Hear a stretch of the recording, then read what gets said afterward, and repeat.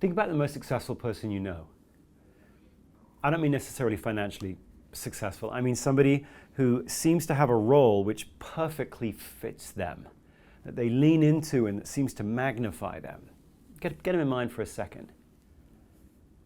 Now, when you look at them initially, you probably think, gosh, they're so lucky. How did they find that job? How did they find that perfect fit between themselves and their work? Oh, so lucky how'd they find that? And if you are thinking that, that's great that you're kind of looking at what works for them, but it's actually the wrong verb. They didn't find it. They built it.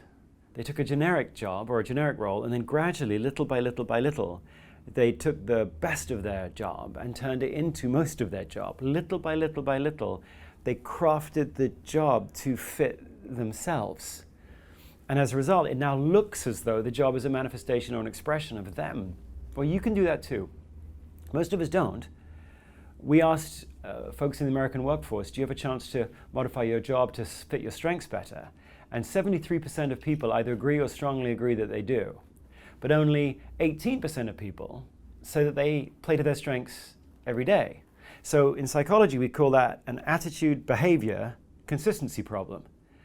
We know we can modify our role to fit our strengths better. Most of us don't.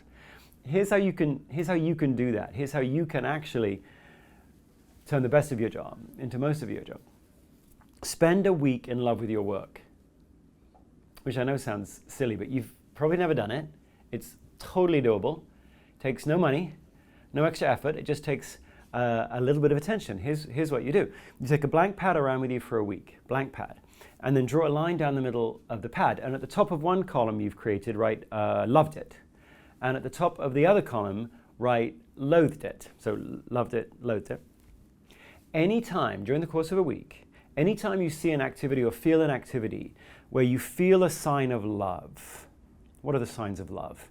Before you do an activity, you find yourself sort of looking forward to it. That's a sign of love. While you're doing it, time seems to speed up. And although you've been doing it for an hour or more, it only feels like 5 minutes. You're in flow. And then when you're done with it, you're not empty. You're like, now you might not be ready to saddle up and do it again right away, but you feel fulfilled. Not like, thank goodness that's over, but like, Anytime you bump into an activity during your week where you see one of those signs of love, scribble it down.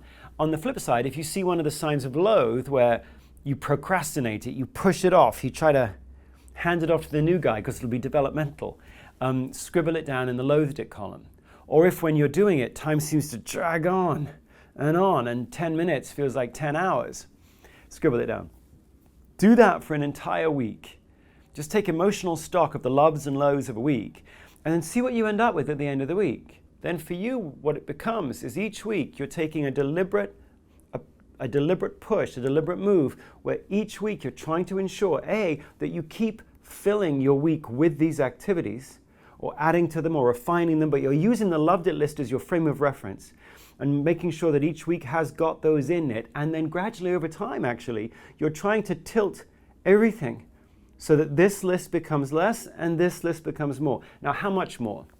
The Mayo Clinic's done research that seems to show that doctors who spend at least 20% of their time on these activities that they love have a far lower risk of burnout. In fact, the 1% drop below 20% of doing what they love, 20, 19, 18, 17, each percentage point drop, you see an increase in burnout risk. Almost a linear relationship like that. 20%. Although it's interesting, if you get north of 20%, there isn't a commensurate increase. So it's almost like you don't need to go 25%, 35%, 40%. You don't need to have a job where 50% of your activities are things you love. Seems like 20% is a great threshold. Because when you do that, it seems like a little love goes a long way. So if you want to build a job which is the best expression of the best of you, spend a week in love with your job. And then tilt your job toward that which you love. Find love in work.